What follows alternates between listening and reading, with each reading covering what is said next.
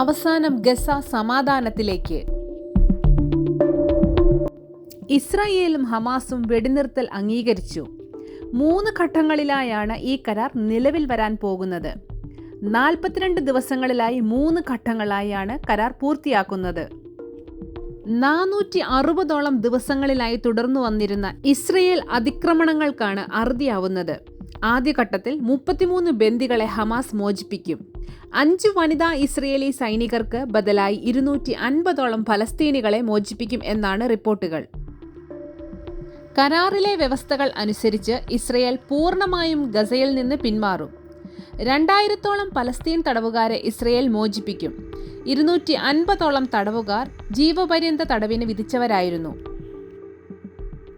Israel Philadelphi corridor സൈനിക സാന്നിധ്യം ഉറപ്പിക്കാൻ ശ്രമിച്ചിരുന്നു. എന്നാൽ കരാറിന്റെ അവസാന ഘട്ടത്തിൽ ഗസയുടെ എല്ലാ പ്രദേശങ്ങളിൽ നിന്നും പൂർണ്ണമായും പിന്മാറും. റഫ അതിർത്തി തുറക്കുവാനും 600ഓളം ട്രക്കുകൾ ദിവസവും അനുവദിക്കാനും ധാരണയായിട്ടുണ്ട്. ഇസ്രായേൽ പാർലമെന്റ് നാളെ കരാർ വോട്ടിനിടും. ബെഞ്ചമിൻ നെതന്യാഹു, സ്മോട്രിച്ച് പോലെയുള്ള മന്ത്രിമാർ കരാറിനെതിരെ വോട്ട് ചെയ്യാനാണ് സാധ്യത ഏറെയും. ഹമാസിനെ പൂർണ്ണമായും നശിപ്പിക്കണമെന്നും തങ്ങളുടെ ബന്ദികളെ പൂർണ്ണമായും മോചിപ്പിക്കുമെന്നും പറഞ്ഞ് ആക്രമണം തുടങ്ങിയ ഇസ്രയേലിന് ഒരു ബന്ദികളെ പോലും സുരക്ഷിതമായി ഇസ്രയേലിൽ എത്തിക്കാനായില്ല.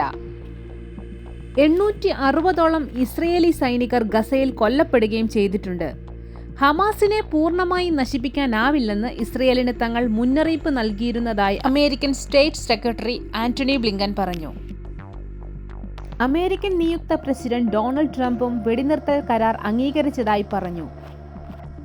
മരിച്ചതിലധികം പോരാളികളെ ഹമാസ് റിക്രൂട്ട് ചെയ്ത് കഴിഞ്ഞതായി അമേരിക്കൻ സ്റ്റേറ്റ് സെക്രട്ടറി വെളിപ്പെടുത്തിയിരുന്നു.